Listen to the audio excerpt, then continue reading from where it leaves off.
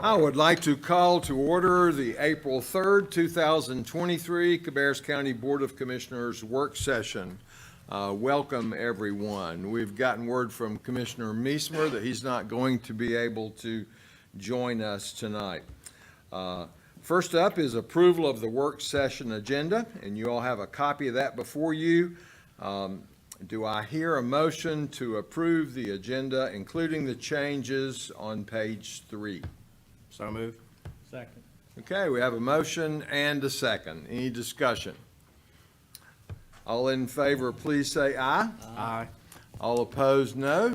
That motion passes, and we move to discussion items for action. First up is 3.1 from Human Resources, compensation study, and we're glad to have Lundy Covington and guest to make that presentation. Welcome. Thank you all, and hopefully this is a familiar face, if not a familiar name for the company.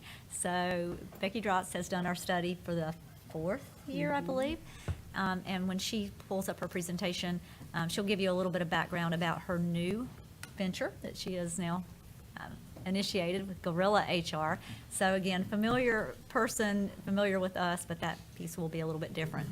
So what we've asked her to come in and do is walk you through our very large group of positions that were studied in our all other departments. So this is literally everything except our public safety, sheriff, EMS, fire that we did last year, and Human Services, which is the group that is queued up for next year. So it's really all of the other miscellaneous departments. So I'm going to turn it over to Becky and let her walk us through the presentation. All right, thank you, Lundy. I am Becky Drotz. It's a pleasure to be back with Cabarrus County this evening.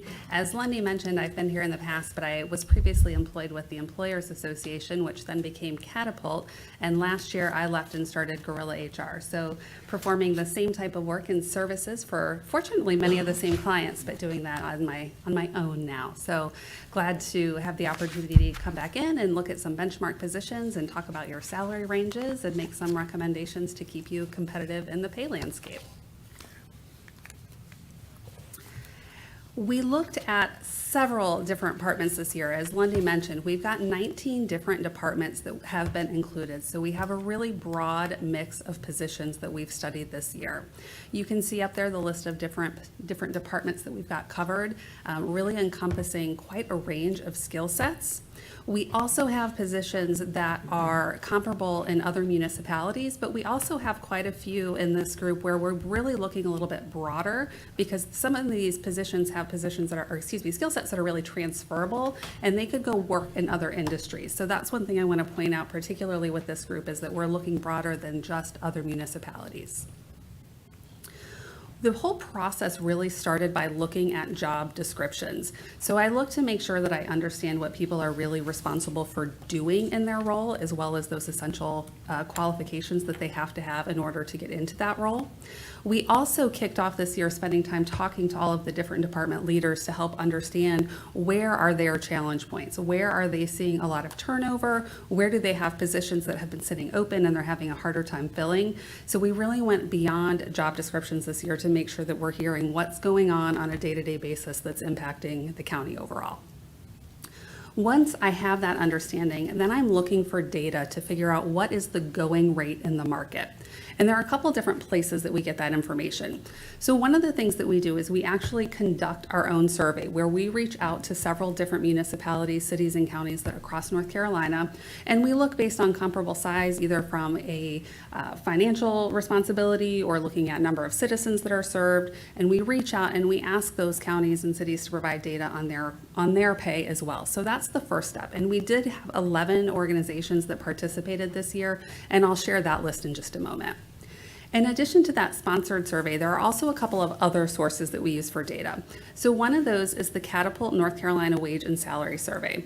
That is conducted by Catapult each year, and that gives us some really good relevant local data. And they do a fairly good job of encompassing public administration. But again, we have some jobs where we looked really outside of public administration as well. So that is a good local reference point for those. I also use Economic Research Institute, or ERI, and Comp Analyst.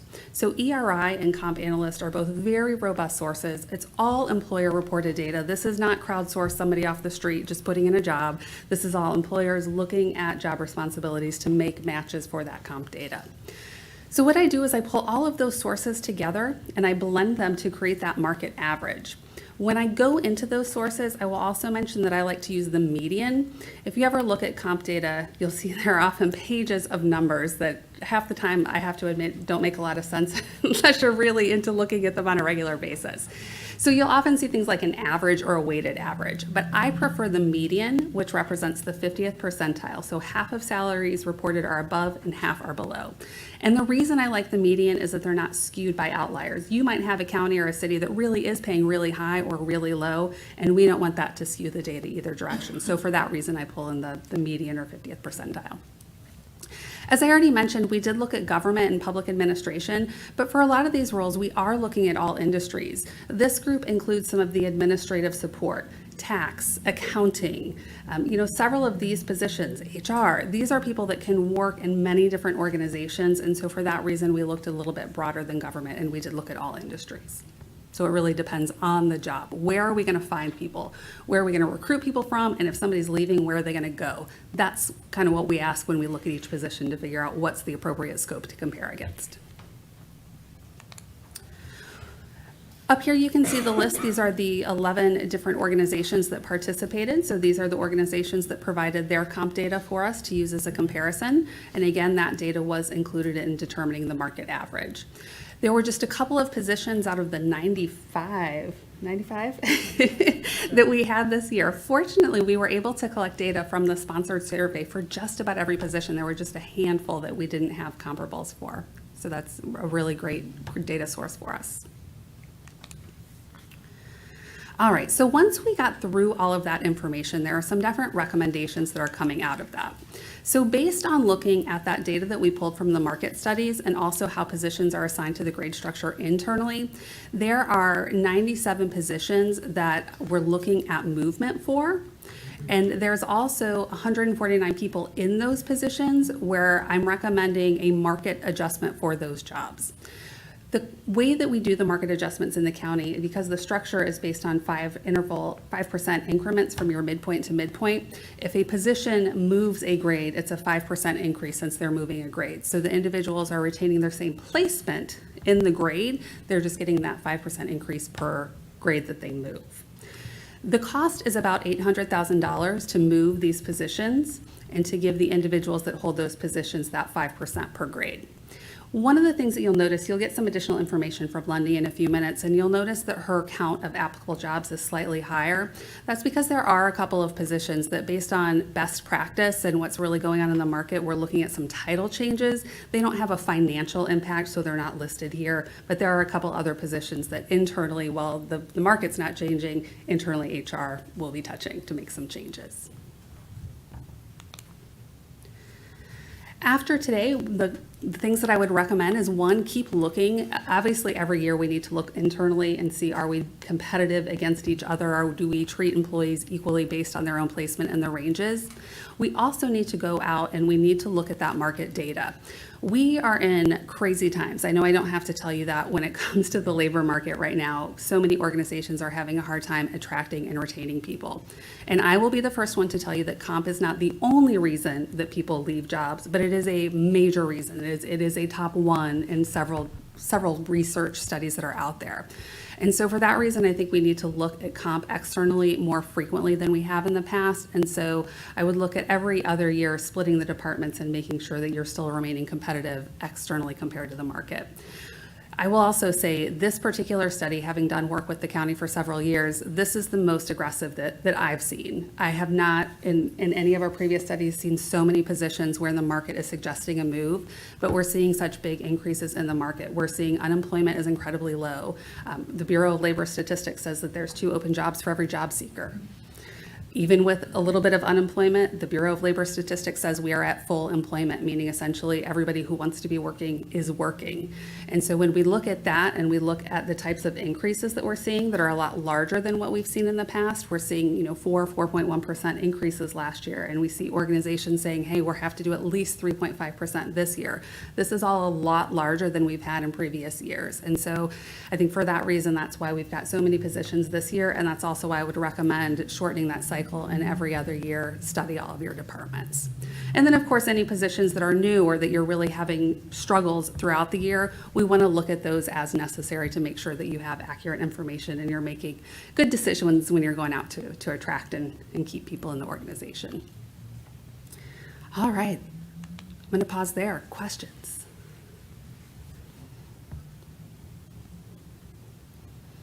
Can you back it up maybe 2 slides for me? I just wanted them to see our estimate, and that is an estimate based on the employees in the positions. And this is just based on the salary cost. So that's people in the positions as we were doing the study. We've tried to update it. In fact, we're updating it as late as today, right before the meeting, trying to make sure we have as solid a number as we can. So it would be a little shy of 800,000 for the salary adjustment. And then Rodney is always going to want the calculation to include the loading, because that also is a part of that.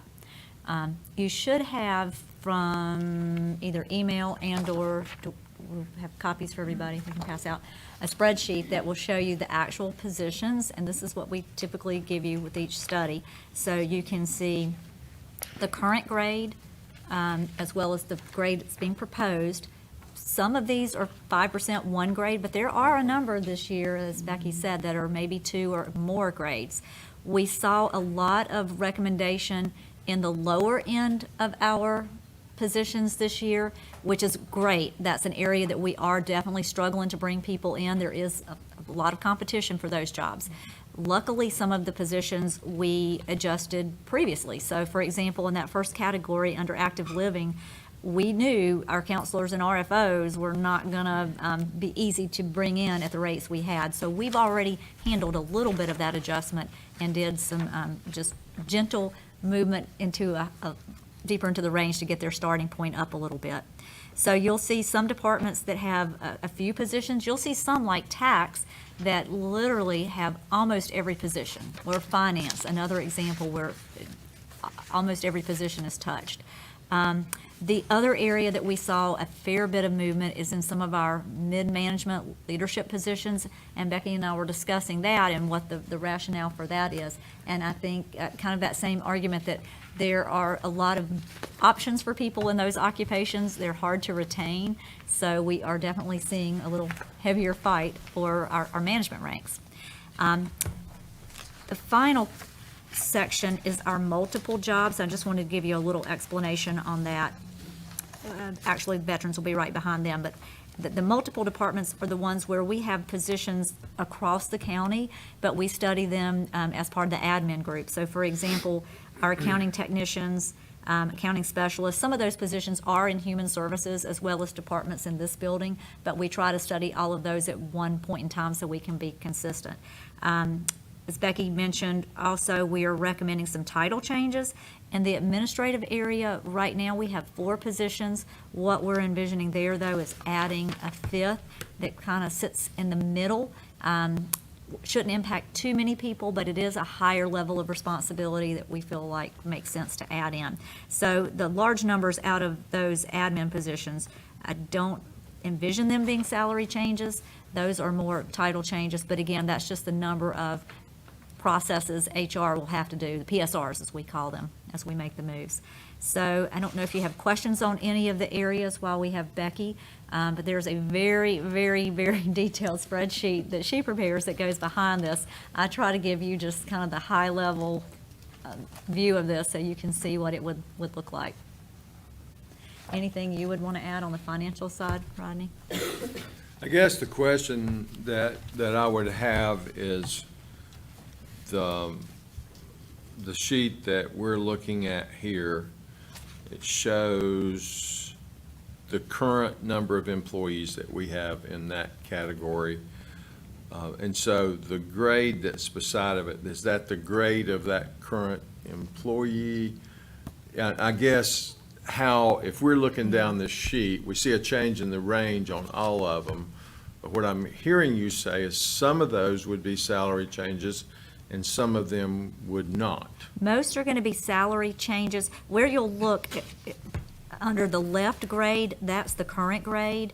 On the right column, that's going to be the future grade. So for example, the wellness supervisor is currently a grade 17. The estimated move will be one grade up to an 18. Right. So you'll see where some of those are flat, there's not movement. That's basically in that multiple section where we have a number of those that it's just a title change. Right. And so where the grade changes from 17 to 18 and the range changes, then that definitely would be, would that, let's say, if the grade stayed the same, it No wouldn't- increase. It would not be an increase. Right, Okay, correct. okay. I wasn't sure if, Yep. just because the range changed, even if you stayed in the same grade.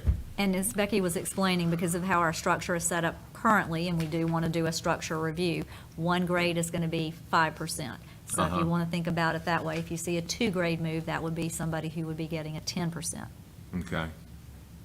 And if it would help to give you a different version, this is just typically how we've tried to, make it digestible. Yeah, But if I- there's some I other think way it's that we can fine. present it for you that's more helpful. Or again, if you have the questions about any of the particular categories, Becky and Amanda Grant, who is our compensation analyst on our team, worked on the project and is also a resource to you beyond today if you have questions or information. And you wanna I talk guess through. one thing that I would point out to people that may be watching, and you can tell me if I'm correct or not, but the change in grade from I use as an example, elections analyst is changing from grade 14 to grade 16. Well, that doesn't have anything to do with an individual because that position is vacant. That is just what we think. Correct. We will have to pay in order to hire somebody qualified in that. Okay. So the notes section will kind of give you some of those situations where it's either vacant right now and we might be utilizing it. A few of them, they're vacant and we're not planning to utilize it, but we might in the future. So for Right. example, our deputy county attorney.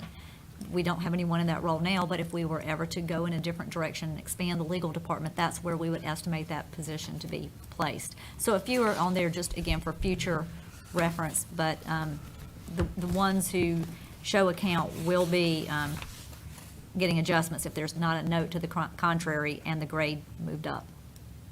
And that's based on who we have in the role today. So if we have turnover between now and then, which we inevitably will have, unfortunately, we would just look to bring the new person in at the new rate or to have an adjustment as they come in, depending on how close to July they are. So I do Yeah. want to talk about timeline as our next And item. so this $800,000, which is roughly where we are, just what would you say that would have been 3 years ago when we were in a different type of employment market? I would say 3 years ago, we had very few positions that were moving. So we would follow the same methodology with a 5% increase, but it would not have been nearly as many positions. Right. Yeah. Maybe But half it's- of that or Yeah. less in terms of the dollars. Yeah. Yeah. Right, right. And, Yep. and I mean, I think that's what we all hear in the media right now, that everybody's having a difficult, well, as you said, everybody that wants a job has a job. Yeah. Yeah. And Yeah, even it- if they say they want a job and they don't have one, they could have one. Yes. Yeah. Yeah. There really are two openings for every job seeker right now. Right, And the biggest changes, and Lundy mentioned this too, for a lot of the lower level positions, we see it in the media, we hear, you can work in a big box store, you can drive a delivery truck for, for $15 an hour and have some flexibility. And so on the lowest end, we see positions that maybe not even at 15, but in that 15 to 20 range where we're definitely seeing bigger increases there. And then on the flip side, that mid-level of management, so not your true executives, but that next level down, that's also where we're seeing huge increases because we have people who now they can take their skills and go elsewhere. And so for those folks, it's not so much on the hiring side, it's really the retention piece. right. And we know that when we lose people, we lose a lot. And it hurts when retirees leave us, but it hurts, when you're bringing people in, you're spending the time and resources to train them, and then they're gone within a year or two. We were actually talking about lifeguards as one of the examples. I know that came up before the board recently, but high schoolers can make $17 or $18 an hour right now as lifeguards, so it's really challenging. Right. To stay competitive in all of these occupations. Well, I know Commissioner Shue and I have had conversations many times about the cost of recruiting and training is a lot greater than the cost of retaining, when you can. Yeah. Yeah, there's a Gallup study that's been referenced for years that says the cost of turnover is anywhere from 1/2 to 2 times an individual salary. So if you think about a lower level position and think about the time, the background checks, the training, you could estimate that's 1/2 of that individual salary. Whereas on the senior end, if you have somebody who has quite a bit of experience and knowledge, particularly that institutional knowledge, and they leave, when you look at the lost productivity on top of the actual recruiting costs, it's upwards of 2 times that salary. Lundy, I have a question for you. We've talked about this in times past, and that is, when we have a vacancy, I think you told me, it might have been the school system that told me, but I think it was you that told me that in order to get that vacancy filled, the process takes around 77 days. Is that correct or close to that? It actually, when we looked at our numbers this year for our budget conferences, it was taking us longer than that. We were a little higher than that. If we looked at our time to fill last year, we were probably over 120-ish days, and it was over 200 days. And that's average. So, some of these situations are things where we'll change our mind, we'll need to post it again. Maybe we didn't have the range right, and we have to post it again because we didn't get any nibbles. But yeah, it's a pretty lengthy time frame to get people in. And we have been able to generate, on the positive side, I guess you could say, a lot of lapsed salary this year because we haven't been able to fill positions. But that does mean that we have people who are working harder, working more hours. It's impacted overtime in some of our departments where they're having to use staff to fill in that regard. So, yeah, it's a big number. Well, I realize, it's a problem, because obviously I did that for 20 years when I owned my own business, and that's one of the biggest challenges that you can have is personnel. Filling, and they're always coming like a revolving door, and we try to do what we can do as commissioners to make it more competitive so they'll stay. But in my opinion, though, we've got to find a way to curve the amount of time that it takes, because what happens is you get a prospective employee that comes in and they wait for 2 weeks, or 3 weeks, or 4 weeks. Well, life goes on for them. They've got to move on. So they just give up and say, well, I'll go somewhere else, And those going somewhere else get something. And then we had a potential candidate that we lost because it took us so long to get processing. We've got to find a way to reduce the processing time. When you have a vacancy, get somebody in there quick to get them off of the market so they don't have to go somewhere else. Now, that's just my theory. We would agree with you. We started trying to share that information by department because some departments are able to move much more quickly, and their numbers show it. Others, for various reasons, and it could be that we have managers that are working managers who are having to fill in and do the job, so it takes them a little bit longer to block their time off to make those hiring decisions. So we agree, we need to move as quickly as we can. Even making initial contact can be helpful. You might not be able to interview them this week, but if that candidate knows you're interested, then maybe they are going to hang on long enough to give you a shot versus if you're silent and not giving them any feedback. So Exactly. And then on the flip side, just for information, desperation hiring is one of the worst things you can do. You got in a pinch, you need somebody, you got people lined up wanting to come to work, and you know that you feel like I haven't really done all of my due diligence to get the right person, but you hire anyway, and then 3 or 4 weeks later they're gone. You spent the time and everything, and the other candidates that you were looking at, they long gone. So, I understand both sides of the hiring process, and it's not the easiest thing to do, but I agree. We do need to find a way to bring it in quicker, put some type of time frame on it. We got 10 days, we got 15 days to fill this position and move on. Well, the good news front, we did bring in 47 new hires last Monday, so that is like one of the biggest, best orientation dates that I can ever recall in the county. Now, some of them were seasonal parks employees, so they'll be joining us at various points to help with those occupations, but that was very encouraging to see that many hiring coming in, and now we, like you said, need to retain them. That kind of answers a question for me. So I was thinking the 120 days, I think that's what you said, was going to be more about waiting on qualified applicants. But are you saying that the 120 days is more about the processing on our end? It's a mix. It's Yeah. a mix. There are definitely situations where we've tried everything we can find to come up with candidates, and we're still out there swinging. We have some managers who are really aggressive and do things like using their own social media, LinkedIn, to reach out. So it's kind of a blend. Sometimes it's a department's process that is a bit of a slowdown, and we have a few areas that, once you get to kind of a critical situation, it takes you a while to come up with a plan to work your way out of that. You've got to stop the flow of the work you're doing and carve out time to do interviews. So we've talked about doing interviews on Saturdays, evenings, being as flexible as we can so candidates who are maybe working have the ability to access it at a time that's comfortable and convenient for them. So it's really a blend, but when we did budget conferences this year, we did try to share that information so they have it as a benchmark at least, so they can see where they're at. And then we're also within HR trying to work with departments that are struggling a bit more on that, trying to make sure we light a fire a little bit. We've come up with some blitz strategies to try to really crank it up in a few areas. There are areas though, and not to pick on IEM, but that's an area we've really struggled a bit with some of these very technically skilled positions. And, Kyle can attest to that. We've been looking for HVAC positions for a year now, and the people are not out there. So sometimes it's, just the lack of qualified applicants. I think other times it's, maybe we've made an offer or two, they've turned us down because of money. So we're interviewing, we're trying, but we're having to go back to the drawing board if we've lost candidates who decline for money or other reasons.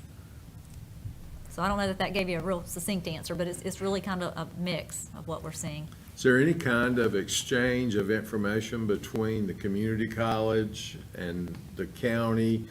Because I know they have some training programs in HVAC, for example, and so that communication is happening. We're doing our best. That doesn't Yeah. always lead you to candidates, Right. especially when private, employers can pay commissions and other things that we can't do for some of, like HVAC maybe being one of those examples. But yes, we're encouraging our departments to foster those relationships, work with community colleges on programs that can help prepare people, getting out there and being adjunct staff ourselves so we can kind of pick the cream of the crop. So there's some strategies that we're using in various places, and county management has definitely been very supportive of that, being creative and trying to come up with ways to bring people in. One of the other tactics we're utilizing is bringing in people as trainee levels so we can kind of grow them a bit. They might not meet the full hiring standards. We can bring them in at a grade lower and let them work for a year to build up to that level. So we're trying a lot of creative, interesting things, and certainly anything we can do on the salary front will help us in retention and in hiring the next batch that we're out there looking for.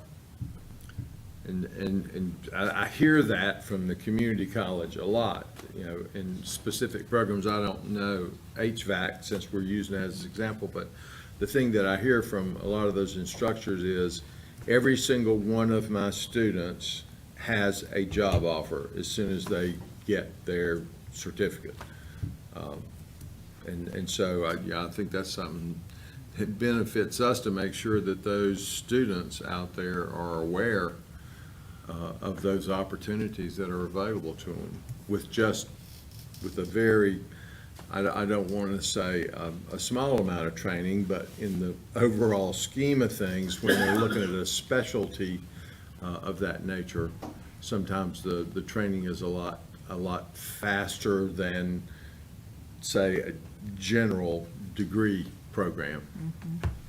or the paramedic program that we were able to start this year. That's been a great example of where they were basically paid to go through the training program, and then in exchange, they commit 2 years to us at that level once they get their full paramedics. So I think EMS had some success with that program. So there might be some other areas we could look to do more apprenticeships or other things to bring people in Right. and lock them in while they're still learning. Okay, additional questions or comments? Just one more real quick thing, and I don't know that we've ever done this. I don't even know if it's lawful to do it with governments.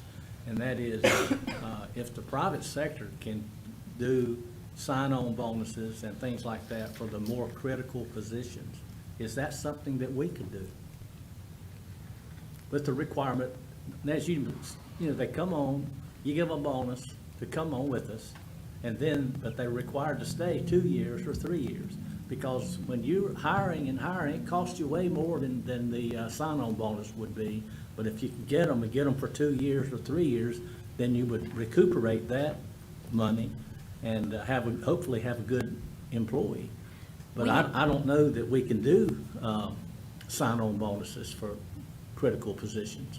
We have talked about that a little bit, and just to kind of give you my spin on that, it can be beneficial, but the downside of that is you have existing employees who didn't have that opportunity, and I think it can kind of be a demotivator for them. You know, are they more valuable to you than I was? What I would prefer we look at is a referral bonus, because what that will do is allow you to reward your existing employees, and then if they refer somebody who stays, then hopefully they have a stake in helping that person to be successful, being their little, training buddy, and, so that would be my preference over a sign-on, and I don't know if the county management team wants to speak to that or their thoughts. Yeah, I think we have done it, and we've done some of the referral bonuses for law enforcement as well over the years. And I think we still have that in place. Or Law we just- enforcement and EMS, but, EMS, yeah. Again, it might be something that, we're seeing a few other jurisdictions put those types of things out there. Again, it's a little bit of a double-edged sword with the sign-on, because, again, you're recognizing the people who are coming, but I worry if it would have a demotivating. So we have done the referrals. We've done the sort of the training or the apprentice type positions. And then when they get finished with either their certificate or their degree or whatever that is, then they'll get a bump and an increase in pay when they move into to the proper step or grade for that position. We haven't done the sign-on bonuses, but I think there are some other groups that are out there, some other governments that are starting to do some of that. I think it's Charlotte-Mecklenburg. Yeah, there's a few that are doing sign-on bonuses for hard-to-fill positions across the state. Most of them have used their American Rescue Plan funds. We did that for existing employees in the longevity payment that you all approved last year.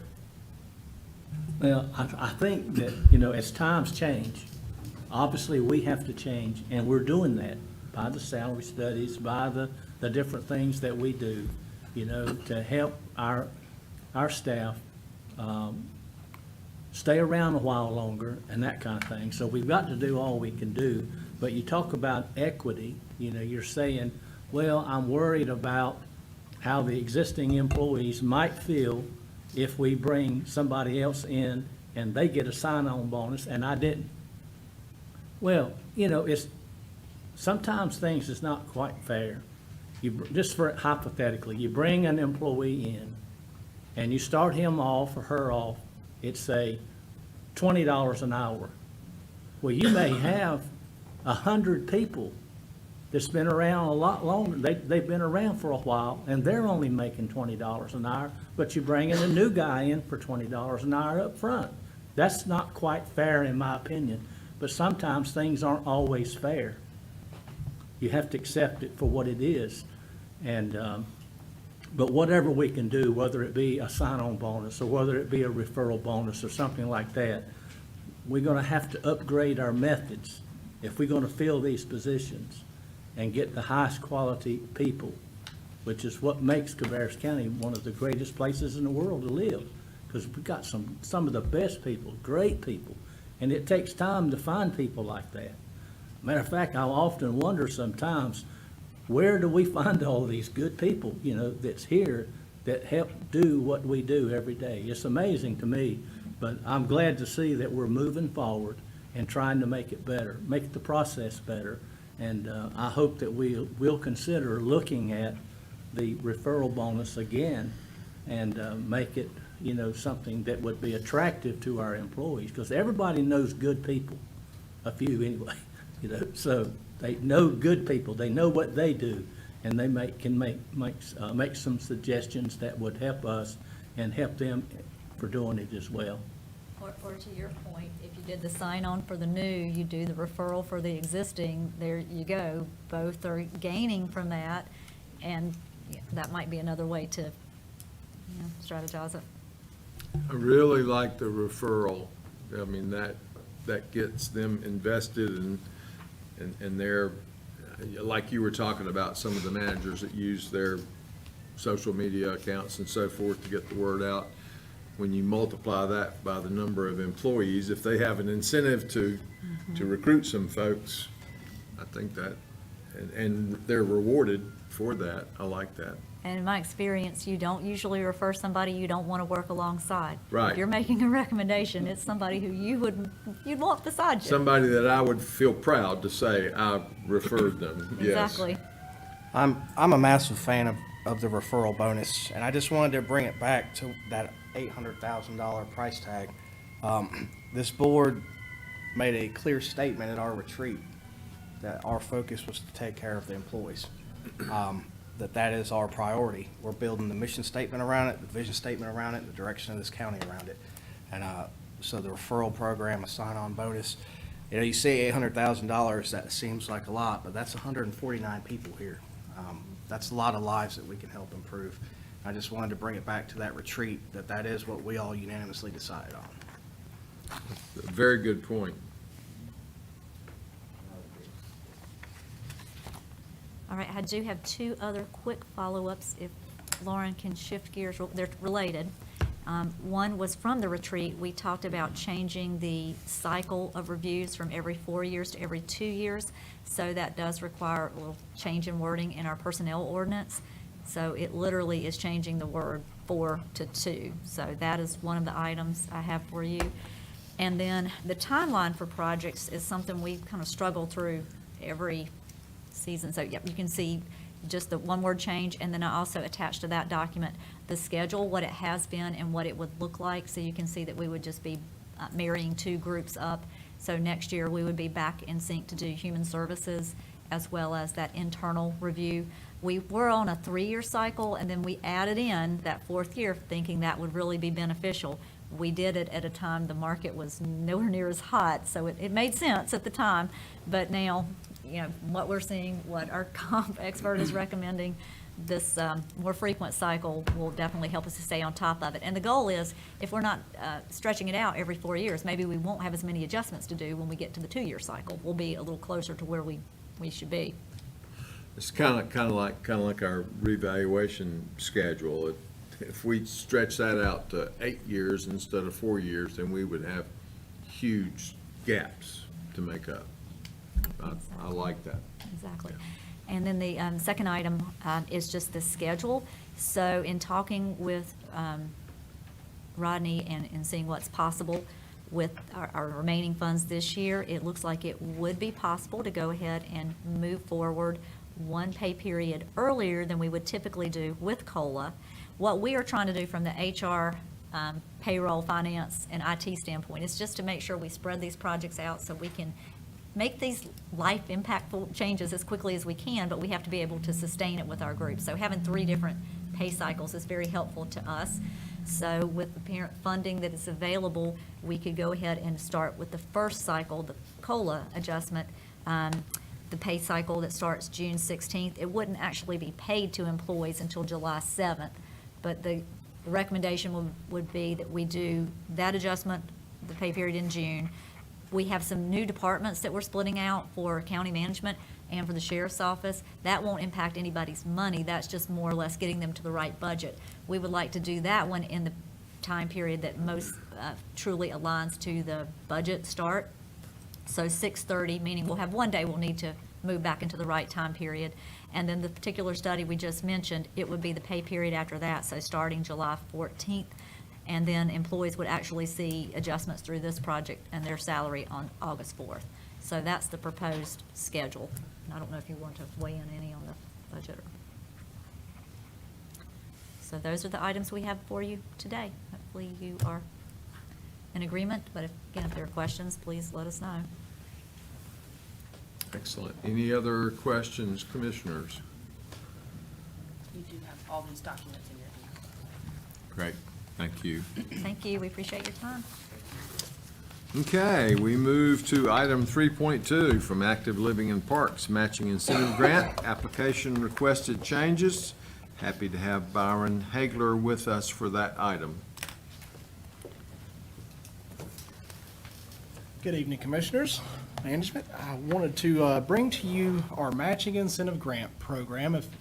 Most of you should be aware of this program. We come before you at least once, if not twice a year. If we have additional applications that come up, we have remaining funds available for our Matching Incentive Grant Program. It provides seed money for recreational opportunities in the county. Whether that be youth groups, school organizations, community groups, to grow recreational opportunities. We looked at this packet and wanted to make two adjustments to the program. One under priority ranking for our maintenance or expendable equipment. So with the adjustment of municipalities and volunteer groups operating and maintaining the school park sites, we wanted to make sure that we are doing our part in incentivizing that to go that route. So raising the priority rate of those maintenance equipment pieces to the moderate priority level. So there's three different tiers, one being highest of creating new or renovating existing recreational opportunities. Moderate is support facilities, so your recreation, your bleachers or landscaping opportunities. Placing the maintenance equipment into that moderate priority level helps give it just a little bit higher ranking than where it was. So this is nothing new. It was approved in the packet prior, just in a lower quadrant, into the lowest ranking where it fell with land acquisition. So that's where we are with that. So just gaining a little more higher priority with that equipment. And then the second one, we reviewed the time frame. So in years past, the Matching Incentive Grant Program, the deadline to apply would be 2nd June and Friday. Is great for us as far as our fiscal year, approving contracts, work to be done, gives an entire year for the project to take place. The problem is majority of the applicants are your nonprofit groups, your PTOs, where their kids are moved on, they've graduated, or their season of volunteering has come to an end. So where we lean to them for completing the application, submitting it to us, we're looking at adjusting that application deadline to September. Gives us a little bit more, it gives us enough time to process a project, but also to get into the school year, have the principals set in place, get them past August, and submit their needs for the September deadline and for us to move forward. So the adjustments that you see in there are changing the deadline to the second Friday in September, and then also the following ALP Commission meeting for their presentations to the September ALP Commission meeting. And that is it to that packet. Can I answer any questions or provide any more information to those two changes? Questions for Byron? All makes sense to me. All right, thank you all so much. Great, thank you. Okay, we move to item 3.3, and that is appointments to boards and committees.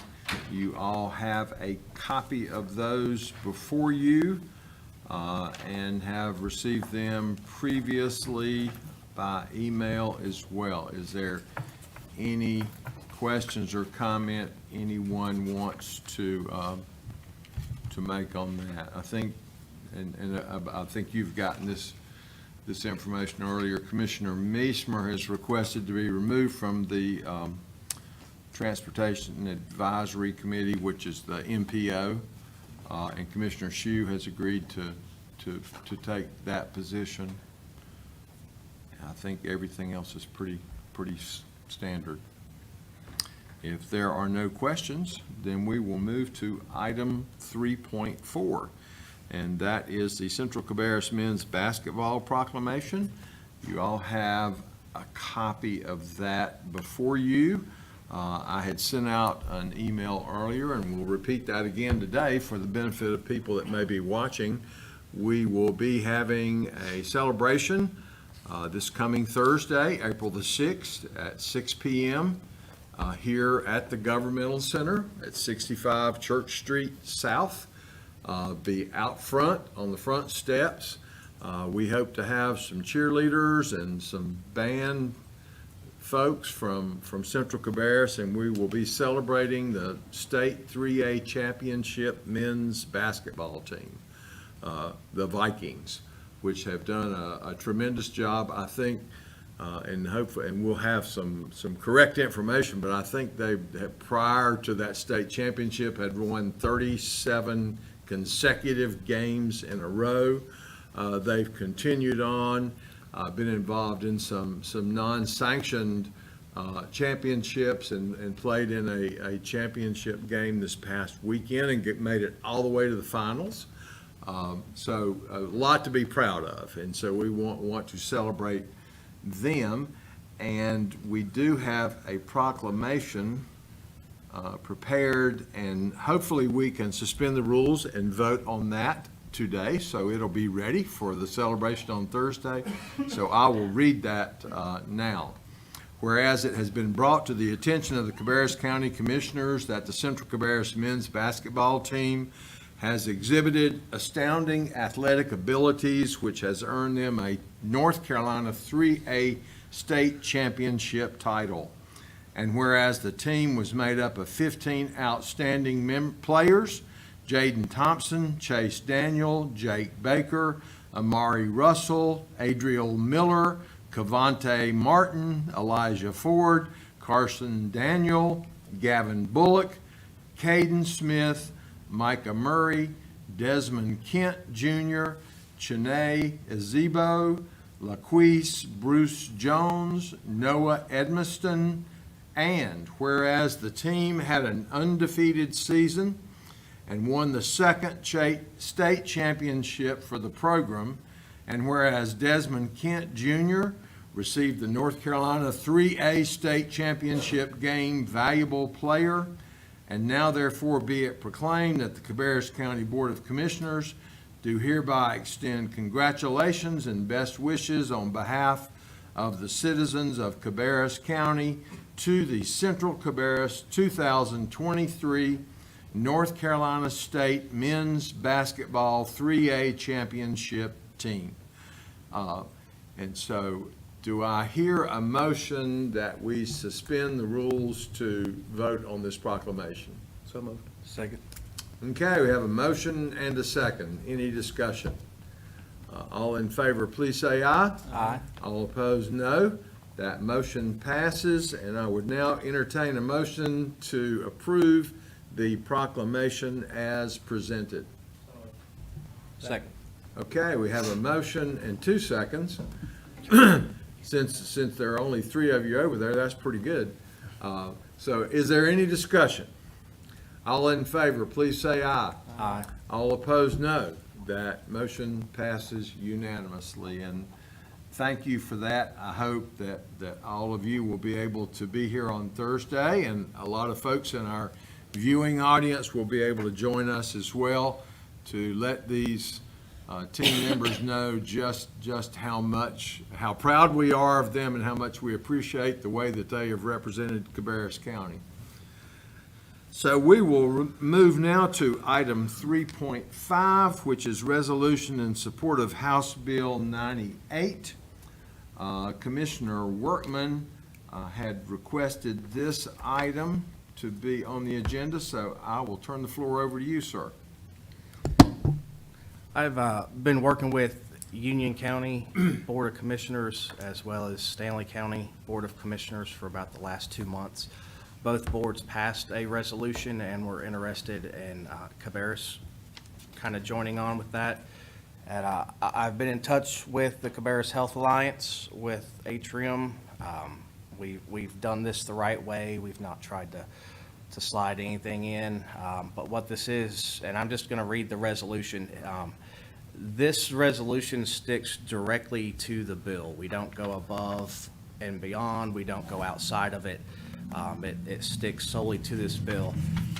But it says, whereas the North Carolina House of Representatives is now considering the enactment of House Bill 98, an act prohibiting state agencies, local governments, and political subdivisions of the state from discriminating against persons based on their refusal to provide proof of a COVID-19 vaccine or to submit to a COVID-19 vaccine, and prohibiting public schools, state and local public health agencies, state and local public health officials, and local governments from requiring any person to provide proof of or to submit to a COVID-19 vaccine.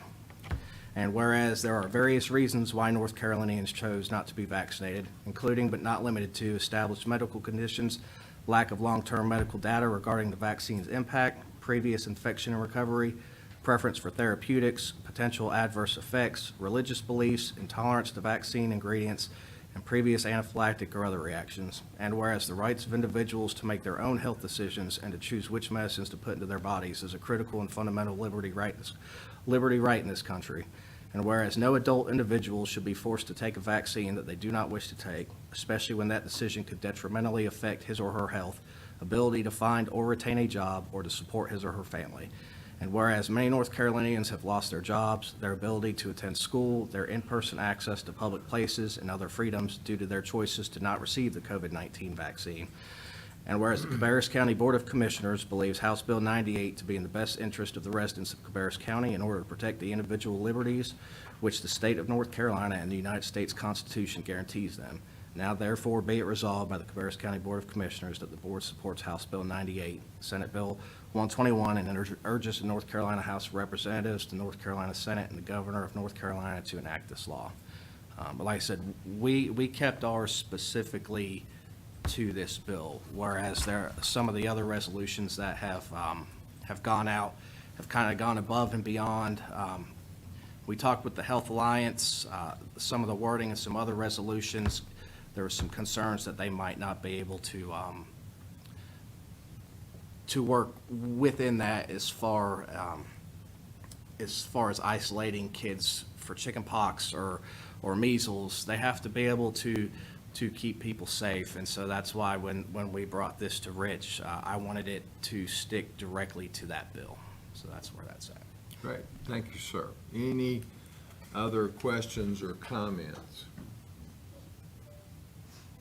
Okay, we will then move to item 3.6, and this is regarding our rules of procedure. This is a follow-up from discussion that we had at our retreat in February. I'm scrolling through all of them. I think I will eventually hit the one that's got, the changes highlighted. So there are three, these are the same three items that we discussed at our retreat. I think that we had a written handout that included all of them, as well as a PowerPoint presentation as also. And the first one is regarding remote participation in board meetings. You see on the screen and also on your laptops the wording that is highlighted in blue that has been changed. The first one is remote participation in board meetings. That basically says that a board member is allowed to participate in our meeting and to vote in that meeting in the event that there are some extraordinary circumstances that do not allow them to be here at the meeting. That could be unexpected travel due to job requirements. That could be illness with some communicable disease that for their protection and the protection of the fellow board members, that they may not be able to be present, etc. There are provisions also in there that the requesting commissioner should submit the request to the chair, vice chair, county manager, or clerk as soon as they are aware of the need, but to the extent possible, preferably within 48 hours, but not less than 12 hours before the official meeting, so that we can have the technology in place. I think due to the experience that we've had over the past several years, that technology is pretty much in place in both of our regular public meeting spaces. So that should not be a challenge, and compliments to our IT folks. They are professionals at putting those things together, and certainly got us through a challenging time by having those facilities available. The second item, and please stop me at any time if you have a comment or a question, but the second item is in regards to nomination and voting procedure to fill a vacancy on the board. The current, we fall under North Carolina General Statute 153A-27. That statute states that in the event of a vacancy on the board, and then it outlines the procedure that the board would follow to fill that vacancy. It does not, and I've spoken with folks at the General Assembly, I've spoken with folks in the bill writing department, as well as folks at the School of Government.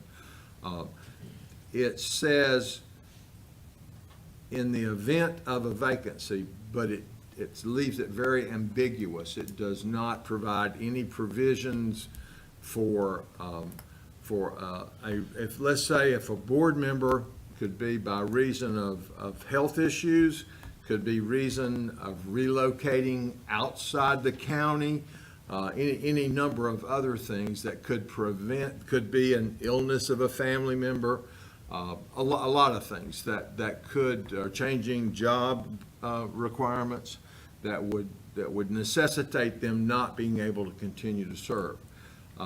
So if they gave the board advance notice, and we've had this to happen in the past, to say, because of my changing job requirements, at the end of, let's say, May 31st, 2023, I will have to resign my position as commissioner.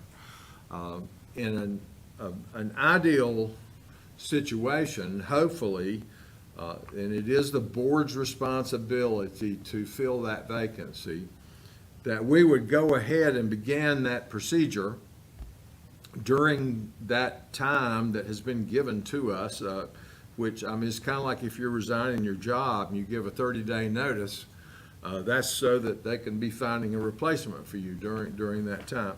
And the same thing would apply here. And so this just says that resigning commissioner, who would be the person that was elected by the majority of the people in the last election in Cabarrus County, would have a vote on who their replacement might be. We would select a pool of applicants, which I think is very much in keeping with what the voters would request. And so that one sentence, if an existing member resigns but delays the effective date of the resignation, such member can vote on his or her replacement so long as the vote occurs before the effective date of the resignation. And so that just clarifies that a bit, the part that's not terribly clear in the statute. Any questions or comments about that one?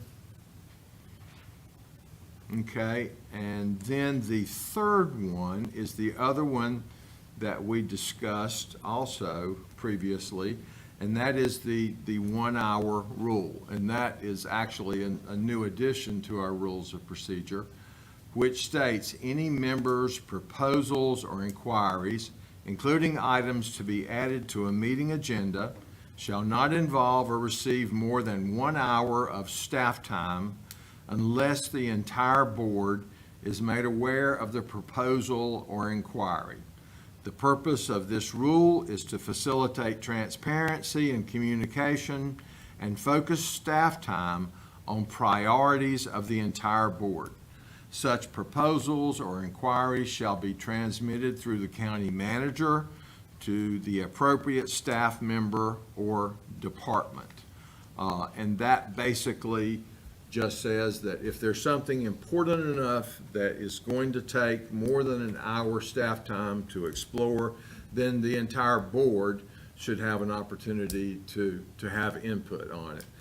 There may be, let's say if I decided that I thought it was important that we explore how many bushes are planted at the new EMS headquarters. And I threw that out at the meeting. Commissioner Shue might say, well, you're not a landscape architect. Why, we've got people to figure those things out. So that's kind of an arbitrary example, but that's just a bit of why that is on there. So I'll open up the floor for any discussion or questions that any of you might have on those items. I'm in favor of all of them. It clears up some things that need to be cleared up. So I'm in favor of all three of them. Great. Okay, anything else? I don't have any specific questions, but I'm just, in the absence of Commissioner Meismer, it might be helpful to put this on a regular meeting agenda or move it to May, because there's no time constraint on this, correct? No time constraint on it. I think that's one of the reasons that we brought it up at our February retreat. So we've had a month to explore it. This will be on our regular meeting agenda. Okay. On the consent agenda, so that leaves 2 more weeks to explore anything. And then if we need to have any additional discussion about it at our regular meeting, it can always be pulled off the consent agenda for discussion there as well. So yeah, I think that covers all those bases. No, that's fine. Yeah. Had a question as well, but I Right. have questions at this time. Yep. Okay, very good. Then we will move to item 3.7, accept transfer of R. Brown McAllister Elementary School, and Mr. Harris has that item. As you know, when we issue debt on a property, we hold the title to it, and in this case, the Cabarrus Board of Education owns R. Brown McAllister, and with the building of the new R. Brown McAllister Elementary School, we need to transfer that property back to county ownership. Any questions on that item? Pretty standard item. It's happened many times before and probably will happen many times again. Okay, next item, 3.8, authorization for one-time purchases. And you all have a list before you, and Rodney will lead us in that discussion as well. Yeah, so I can certainly answer any questions you have about the list, but as you all know, each March we get a potential distribution from the state, and this is a years-long change that they made where they took a sales tax revenue from the county, and in exchange, they agreed to pay Medicaid claims for Cabarrus County. If there is a difference between the sales tax generated and the Medicaid claims, we get that back to the county as a refund. And so we budgeted $3.5 million in the current year. We are expecting to get $10.6 million back from the state. And so this is a request to fund just under $2.8 million of purchases. You'll see a lot of sheriff's office items, EMS items. The major large item you'll see is $2 million, and that says ERP system. If you're not familiar with that, that is sort of the backbone of everything we do as an organization, from payroll to finance, to finance to paying the bills. The ERP system right now is 5 or 6 separate systems. And we have, over the years, we've gone back 25 years with Munis, which is our financial system. And as we've identified gaps, we've added new systems. And so we have Kronos UKG for timekeeping, and we have NeoGov for recruitment and learning. And what we've ended up with is 5 or 6 systems that are very hard to manage. They don't talk well to one another. And when we need to get data out of them, it's very difficult to get that data. And so if you ask us to give you current turnover rates or number of vacancies, it takes us a minute to get that data for you, which we should be able to get at the click of a button. And so this is to hopefully move to a centralized, single system. And unfortunately, it's a significant cost to do that. Now, it's a one-time cost, thankfully, but it is something we think is a priority. And then I did want to say, you'll see that there's about $3.3 million left over that we can still allocate. And so that is something we will continue to look at. We've asked Cabarrus County Schools if they have any one-time purchasing needs that we might be able to address. And then I heard earlier your discussion around potential referral bonuses or sign-on bonuses. Potentially this funding could be used if you so chose. We could allocate a portion of it, you know, 100,000, 200,000, set it aside and use it and see how that works as a program. So that would be another option.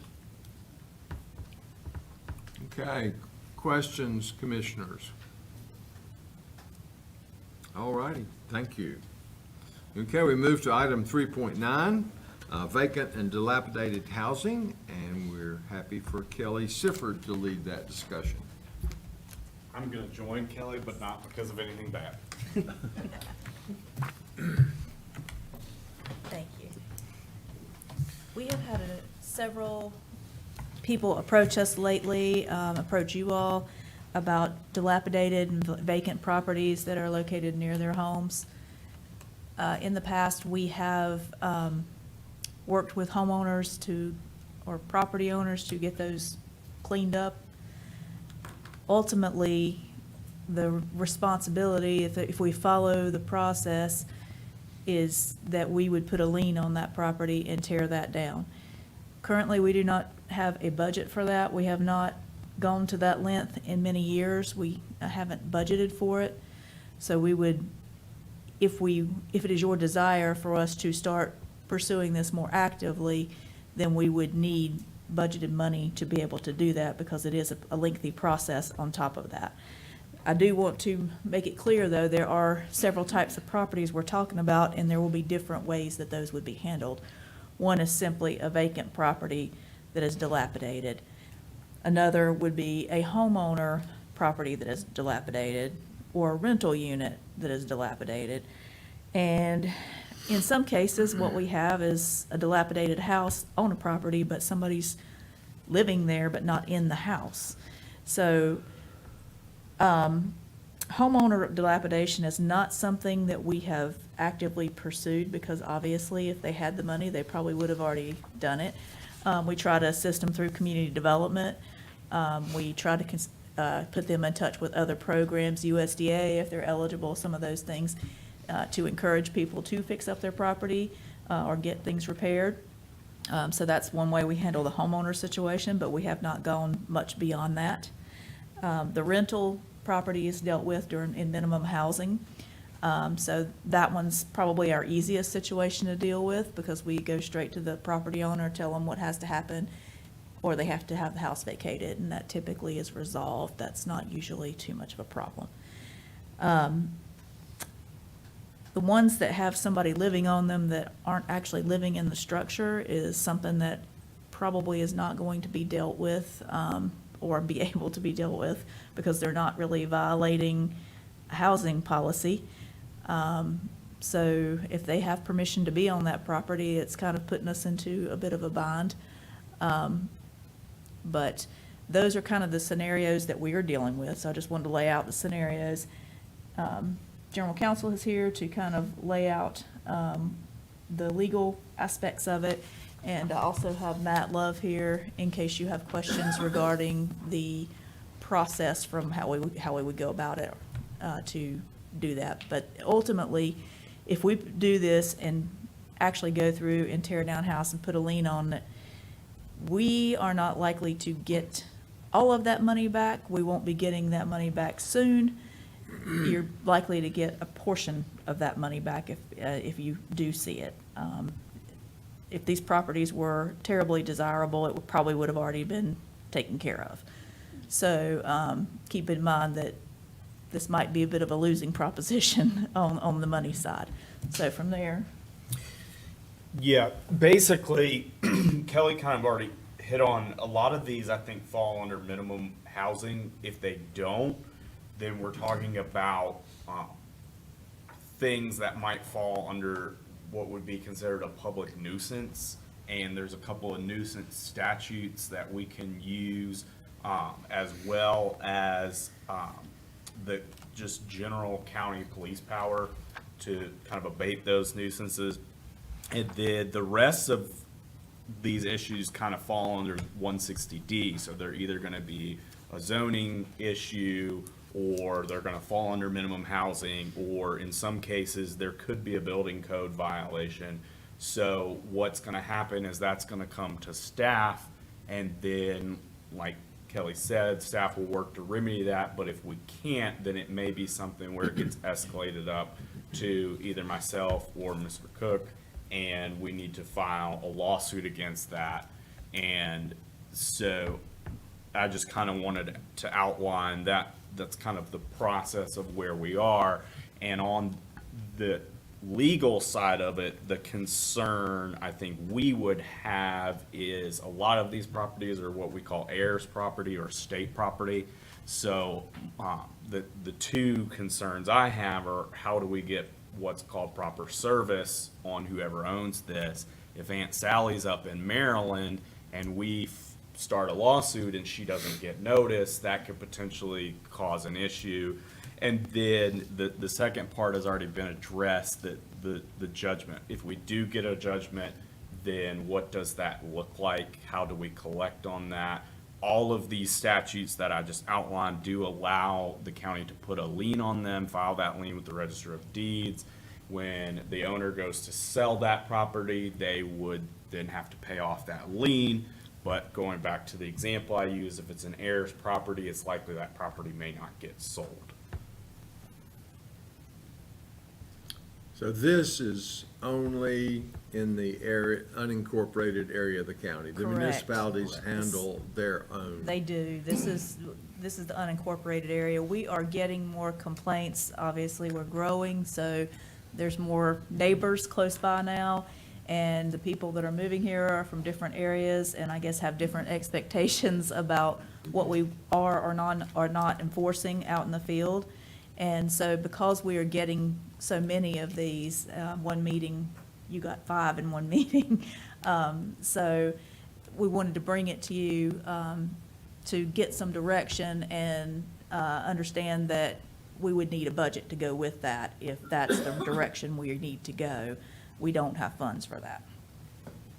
I think I'm just going to add a little, many years ago, as they said, there was a lot of rural areas in the county, and this really wasn't much of a problem.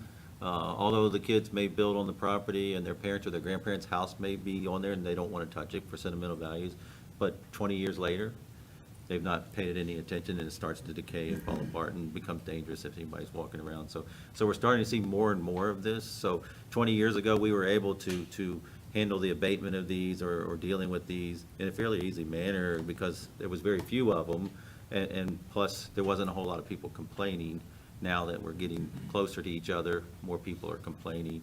Plus, some of these structures are 20 years older than they were then, so they're really starting to show some wear and tear, and some of them are becoming hazardous. Simply if your kid runs over next door, hey, that's a cool building, let's go climb in it, then it could be a potential issue there. And then we're also getting not just the buildings, but more salvage materials and old trucks and farm implements and everything else are laying around these buildings as well. So it's getting a little tough for us to enforce. We're getting asked to enforce, but it's getting tougher to enforce simply because it's going to cost money, so, to make it happen.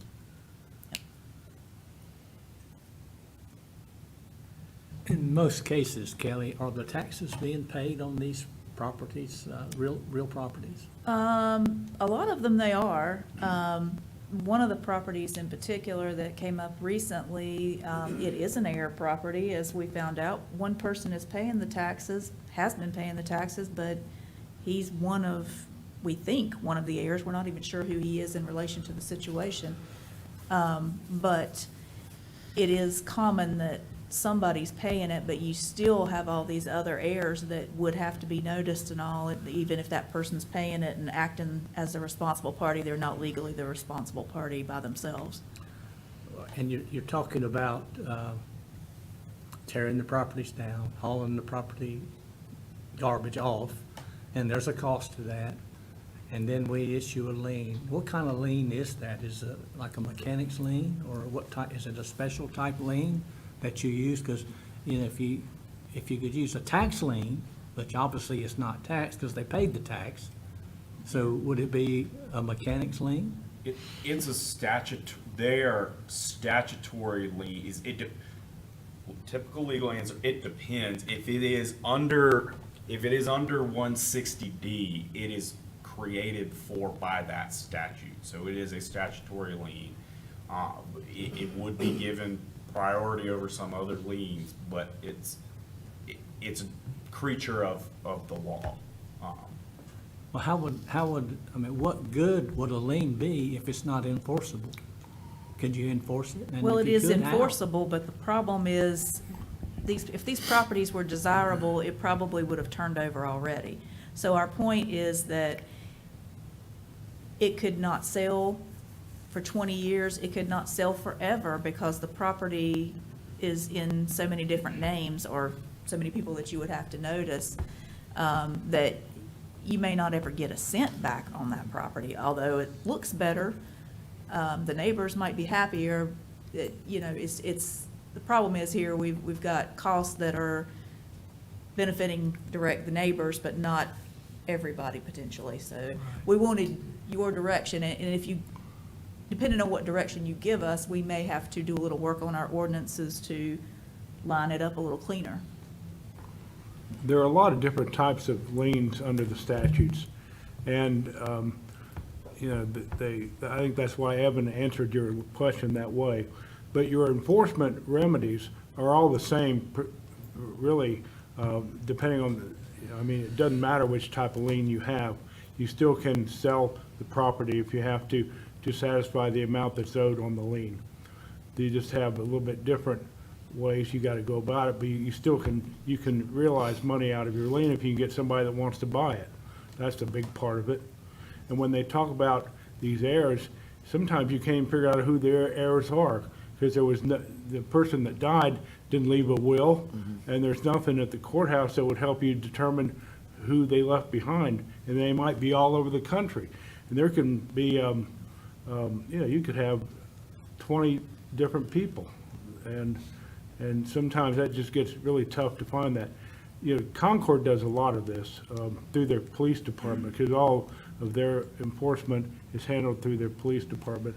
And in fact, we get letters about every month where they're, you know, starting some sort of an action, because, you know, Concord, you know, with all the people there and living right next to each other, you have a lot of this that comes up. We just have never had that much of it out in the county, so. Well, and Concord and Kannapolis have more aggressive minimum housing requirements and all than we do. And so that's one of the reasons you see that too, is they're more aggressive with their requirements than we are. I guess that's where the old saying comes from, fences make good neighbors. So when you got situations like that, I guess. Yeah, well, we've always been cognizant of it being in the rural areas and to not over-enforce anything. You know, people want to enjoy their property until it starts impacting their neighbors. And now that they're getting more neighbors, we're starting to hear from them, so I'll just leave it at that, yeah, so. What does this, I'm just trying to think of a thought. So back in, what, 08, 06, whenever there's a big boom on housing, buying land, are we seeing any properties that have been purchased by a former investor that is no longer, you know, they went belly up during the recession, so to speak? Are we seeing any that are still, you know, in that kind of realm of properties out there? Not a lot. Typically what happened, they extended, the legislature extended approvals during that period. Mm-hmm.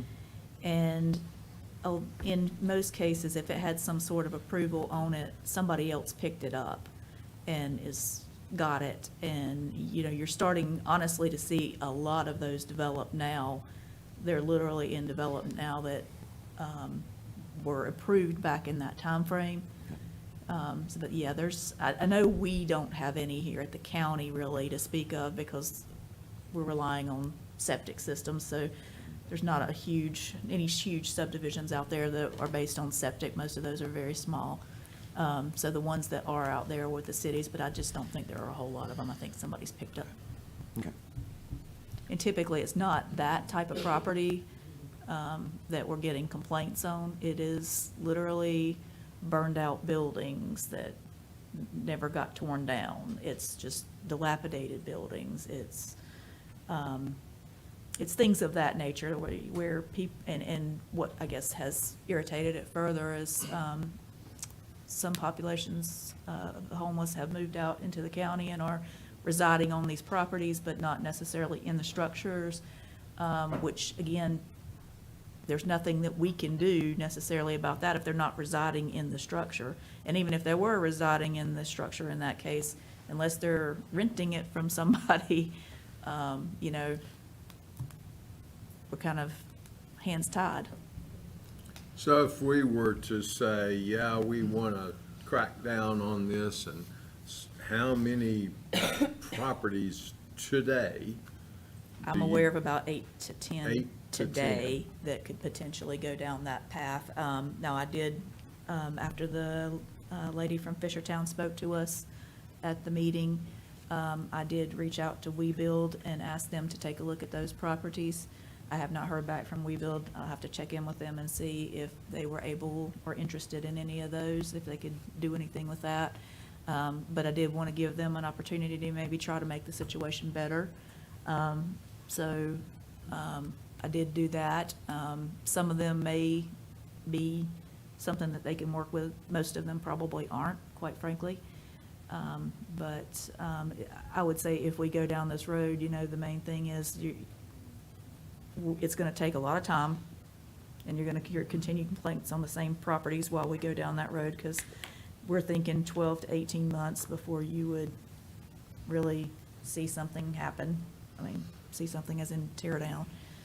And it's going to cost money, and you're talking, on average, probably $10,000 to $12,000 per unit if we had to tear down every one of them.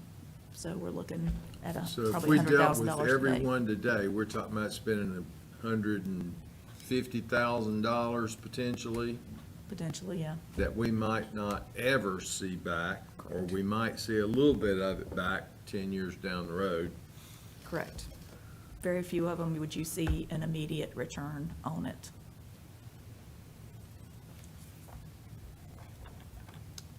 So what are your thoughts, commissioners? I guess it depends on the people that are complaining are kind of don't have any other recourse. No, not really. Some of them have tried to purchase the property, but it's in an air situation. They can't purchase it. They don't have everybody, you know, which is the same situation that we'd be dealing with. Some of them obviously can't afford to, but they just want that problem fixed. It's just a variety of different situations. I guess it's kind of like a piece of property that we, the county, tried to purchase recently and couldn't get clear title to it because there were so many heirs scattered about. And if it's a small lot somewhere, that could be an expensive proposition to try to Yes. legally clear that up. Yes, for example, one of the lots in particular is about 1/3 of an acre. That particular lot, I have my doubts whether or not I don't think there's water and sewer where it's at, so I'm not even sure where the septic field was for that property, but I feel pretty sure it was on somebody else's, and it was kind of a family situation at one time, so there's things like that out there. Even if you clean that lot, it's not a real viable lot. And so I guess when people question us about various ordinances that are in place about how you develop property, that's a pretty good explanation about why it's important to cover those bases, so you don't get into a situation down the road. Yes, one of the neighbor that's complaining is just feet from the property line, and we're pretty sure that that had to have been done by deed and not gone through the process, because we would have required a setback off of that. And so, yeah, this is kind of how we get into these situations. Well, just my final thoughts on the thing is, we enforce pretty much everything else, ordinances and variances and setbacks and all of those type things. And there's a cost to that. In most cases, the person that's requesting it or has to have the fine or the penalty ends up paying at some point. So I would say that what we should do is that the county, if they're not going to take care of it, then we need to. For the benefit of the good paying taxpayers that are around that we should set aside some type of a fund. I don't know if it's 100,000 or 150,000. Set that to the side. We're not going, knowing up front that our intentions are to clean the properties up, and we'll obviously put a lien on it for the amount of the cost to get it clean. And we may not get the money back immediately, but at least we'll have a lien on the property. And at least if it's ever sold, we'll get some money back. But the main thing is, though, is they will at least be trying to appease the adjoining homeowners that more than likely, are good tax-paying citizens. And so it's unfortunate that you have people that make messes like that and leave them. And when they do, it's left for somebody else to clean up. And so in this case, it's going to be the county. And so that would be my recommendation, Mr. Chairman, is that we set aside a fund, some fund, and of course, they'd have to be some type of a qualification criteria to get that. Otherwise, just like most things, it would be abused. You'd get people that want their lot cleaned up. Well, and that is our concern at this point, but there's not a way to avoid that necessarily, because, if they don't do it, then we've gone through this process and we're going to do it, and we're going to put the lien on it. Now, some people would not want that lien on it, but by the time you get down to this far down the road, you're going to have that problem. Well, I would imagine so. That's why I'd say there had to be a set of guidelines for the property to qualify for this cleanup program. But, that'd be for you guys to figure out some way, but that's just my thoughts on it. And one point on that, part of it would be based on the nature of the property itself and whether or not the criteria will be whether or not it constitutes either a hazard or a nuisance or fails to meet minimum housing. And I think what Kelly is trying to say is a lot of this is complaint driven. So the neighbors who complain more are more likely to bring our attention to those properties. So it doesn't mean that there aren't other properties out there, but the only way for construction standards staff or planning and zoning staff to know about it is for a complaint to come in and investigate and see if it falls under one of these statutes and allows the county to use the power to remedy it. What I thought I heard Commissioner Shue talking about was, what we were talking about on this was the county doing enforcement, under all the statutes that allow us to do that. But it sounded to me like you were talking about setting up a fund where the property owner could get some money from the county to fix up the property. That's a little bit different situation. No, I think is if they aren't a willing participant to clean it up, or they can't afford to clean it up, then that's when the county would step in. We wouldn't offer money up front to do that. That would be my suggested Yeah, and- recommendation. Yeah, I because- wouldn't yeah. recommend it. And that would need to be bid out too, obviously, need to be bid out. And it might be that we could work out some type of a contract with someone that does that for a living. And so when the county has issues like that, we just call up so-and-so and so-and-so, hey, we got one for you on this address. The contract's already prearranged. A fee has been reasonably set already, and it comes from that fund that we set aside But no, we would not ever give the homeowner the money because the lot would still stay unclean. Well, and I would recommend that we use a general contractor so that all lead and asbestos and those types of rules are being followed, and we have somebody who's responsible for that, takes that liability off of us. And I don't know that we'd be able to do a set one, because doing a 600 square foot house versus a 3,000 square foot house that has asbestos shingles is a different thing. So we would probably have to individually deal with each property, but probably could get a group of people that would bid regularly on it. So I think you are talking about on a complaint basis, not for our enforcement officers to go out looking for these. But then I guess the other thing is, some of these lots only, they may have a house on it or an old barn. Some of them may not. It just may be junk and salvage cars and everything else in the world. Are we talking about that as well? Well, no, I think every situation would be different, Mike.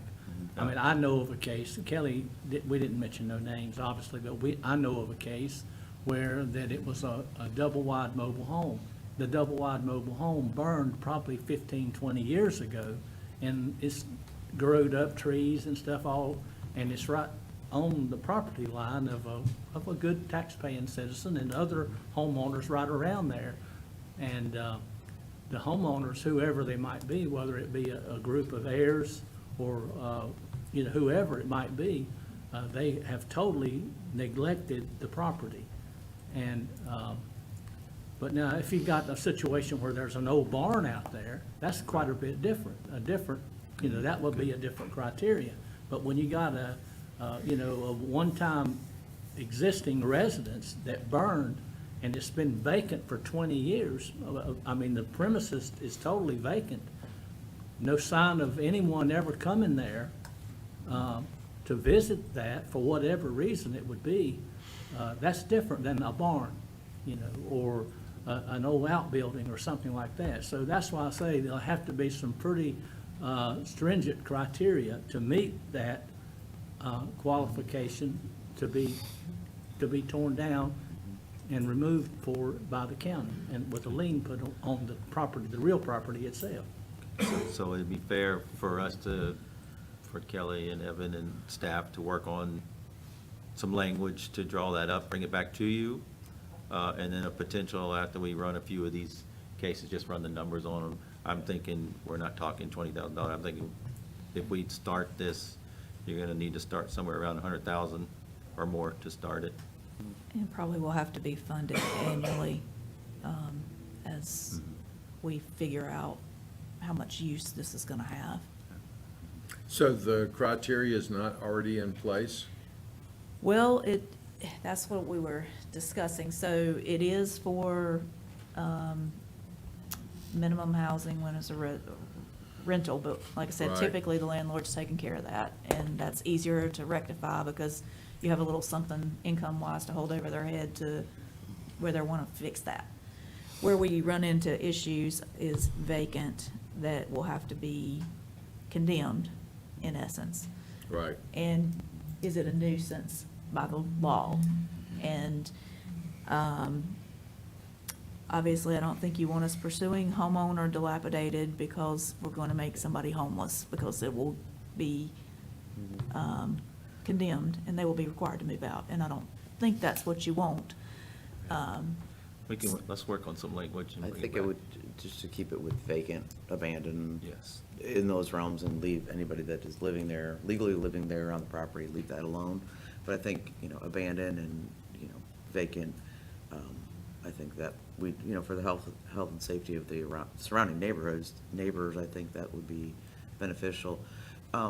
Evan, what is the language, what is the definition of nuisance by statute? So there, it's mentioned a couple times, but I was about to say, so under section 153A, 121, the county can abate, essentially a nuisance is considered something that is detrimental to the health, safety, welfare of the citizens, and this is understood, this is not the statutory definition, but kind of the logical following of that is something that would be, threat to public safety, create unsafe conditions, those kinds of things. So places where, a great example would be places where, we know homeless congregate or people congregate, and those are unsafe conditions.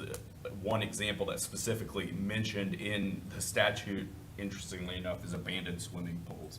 So that would be an example.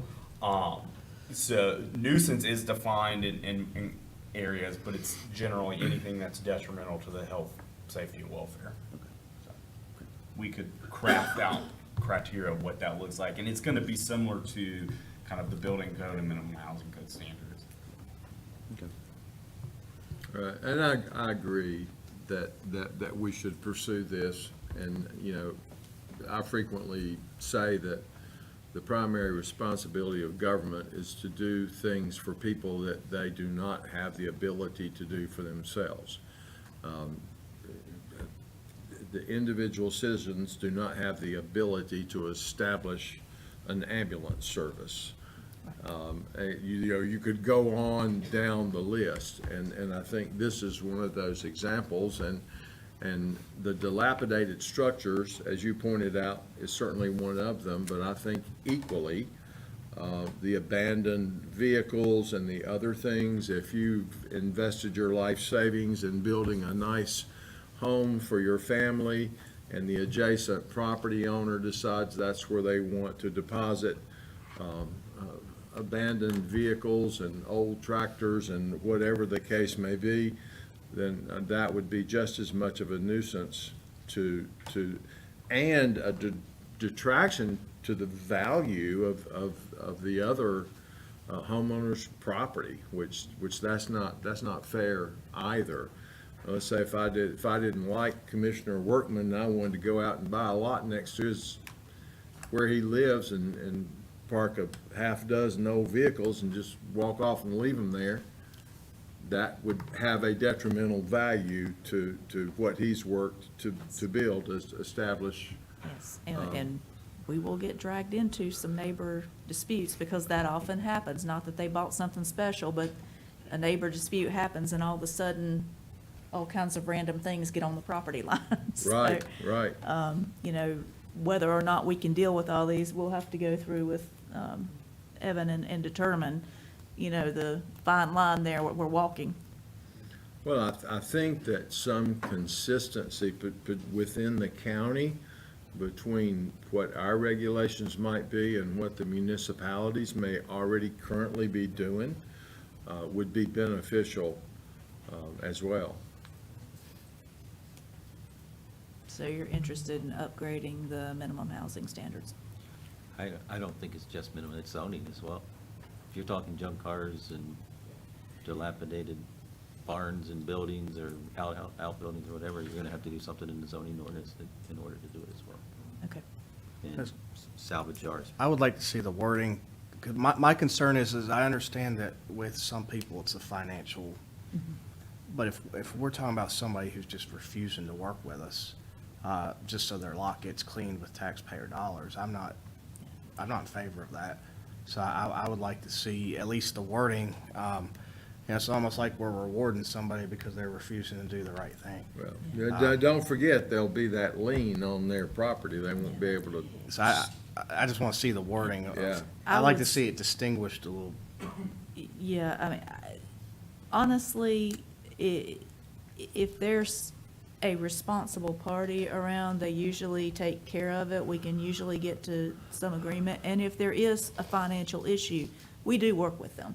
If they say, and I think you all saw this a while back with a property that came to you, where we had worked over a year with that person to say, okay, we realize you can't accomplish this in 3 months, but 6 months, 9 months rolled on. So we do try to work with people who cannot afford it, legitimately cannot afford it.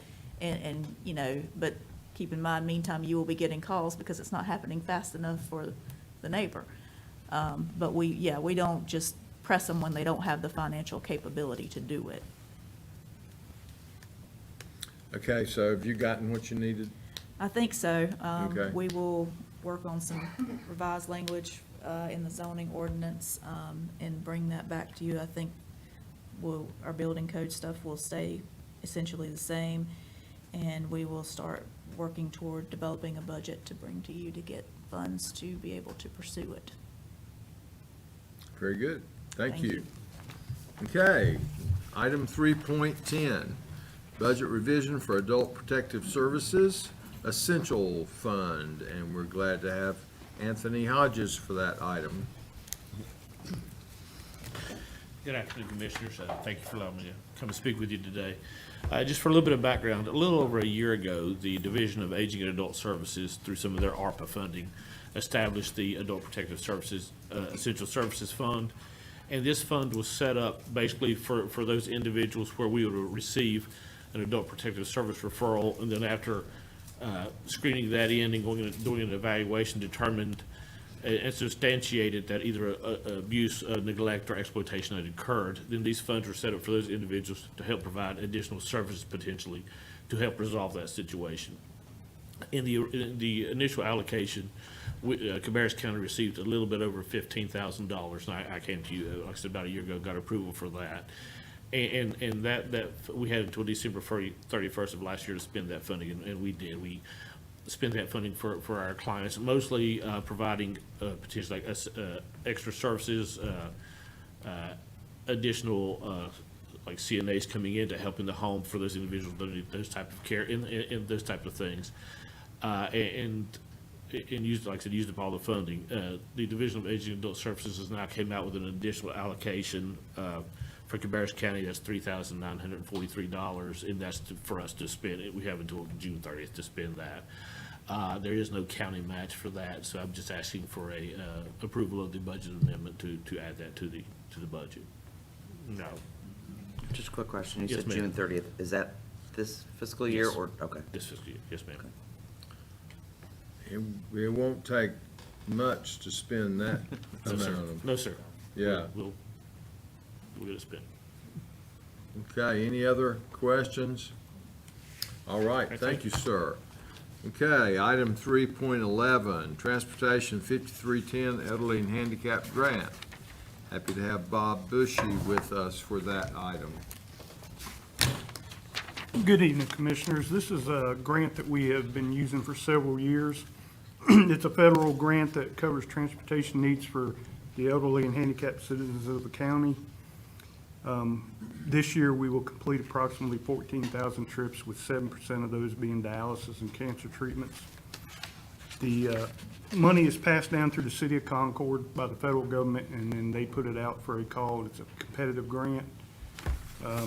The amount that I have in this application, I've applied for the total amount, but we probably will not get that. They divided up Rowan County, and I think the COG uses some of that money.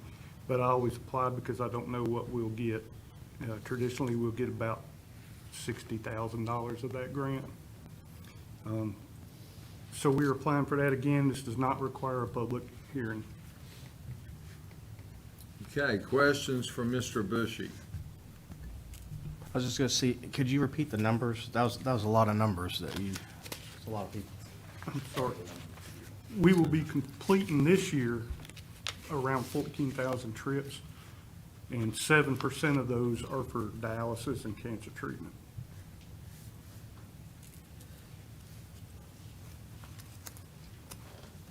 Page 83, it's got a lot of numbers on there. So the local match will come from, The local match will come from the general fund. Like I say, we've applied for $329,000, but traditionally, we will get about $65,000, $70,000. So that match is gonna be substantially less than what's shown on this sheet, Correct. if, based on that. And this is federal money. It's the difference between that and the state 53, elderly and handicap grant is, at the end of the year, the money you do not use out of this grant, you pocket that. So it builds into a bank, so you still have money to use if you don't use it all. Right. Okay, other questions? All right, we move to item 3.12, Transportation MPO agreement.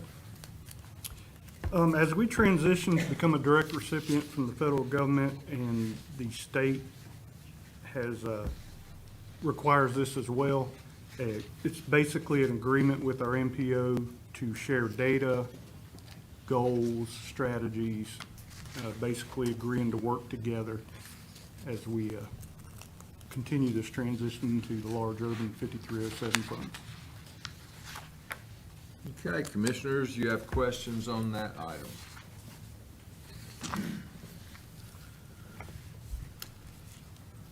All right.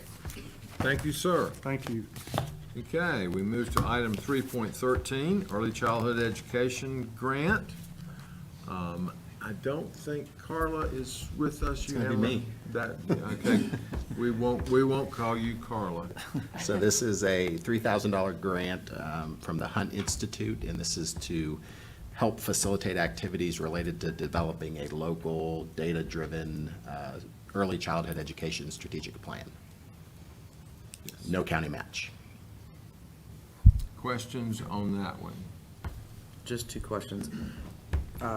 Just for my recollection, we are dissolving early childhood development, correctly? Like that department or Carla's position or how? The position, yes, not the function. So the early childhood education task force will still exist. Okay. And the chair and that committee will help facilitate these activities. Okay, I just wanted to, yeah, perfect. Yeah, and I think the Hunt Institute is involved in a number of activities in that space as well. Okay, then we move to item 3.14, Emergency Management, NC Tier 2 Competitive Grant Award and Budget Amendment. We're happy to have Jason Burnett with us for that item.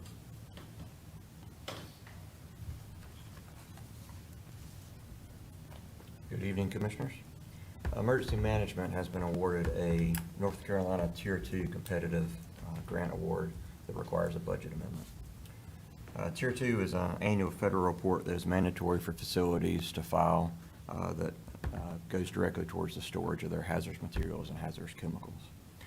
North Carolina Tier 2 grants provide local emergency planning committees, or the LEPC, with funding to expand the scope of their hazardous materials emergency response preparedness programs through response planning, training, and related exercises to include FITS facility planning. The grant award is in the amount of $1,000 and does not require a county match. Funding will provide lunch and learn training opportunities for our LAPC, which meets quarterly. We're trying to put more value add into these programs, and we feel that would be one way to achieve that. This item does require a motion to accept the grant award and adopt the associated budget amendment. I'll be happy to take any questions. When you say Tier 2, that has no relation to the tier system in the state. For example, Tier 1, Tier 2, Tier 3 counties. This is something different. This is something different. This is Yeah, directly okay. related to hazardous material storage Right. and the reporting of that's required. Yes. Jason, what is the local emergency planning committee? What do they do? Sure. Who makes it up? Or what Sure. type of individuals make it up? So it's a committee that the county formed many years ago that is directly tied to primarily businesses or corporations that focus on hazardous chemicals and hazardous material storage. So there are certain requirements that are out there that if they meet a certain type of threshold, that then they have to report directly to the federal government as to what those quantities are. That in turn, there's a system that, online system that allows them to do that, which then that reports back to both the committee and our local first responding agencies, the fire department, EMS, the sheriff's office, other entities that may be responding to that, so that we have a kind of a pre-planned notion or idea as to exactly what they are storing there. So if it is on fire, if there is a leak, we have that information ahead of time so that we can plan accordingly for any type of responses that are associated with that. The kind of things that we occasionally hear on the news in other communities that we hope we don't ever hear locally. Correct. Yeah. Questions for Jason? All right, thank you, sir. Okay, we move to item 3.15 from EMS, operational update. And I do not see Mr. Lentz. I Are you going to be believe- him as well? Well, that one is going to be handled as new business in 2 weeks. Okay. So they will be here to present that at the regular meeting. Okay, very good. All right, then item 3.16, budget amendment to increase dental insurance expenditures, and Jim Howden has that item.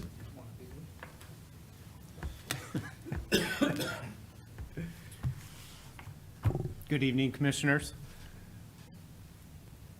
We're asking the board to approve a budget amendment to appropriate fund balance to cover the estimated rest of year dental claims in the Health and Dental Fund. We're asking for a budget amendment of $100,000. And I'll take any questions.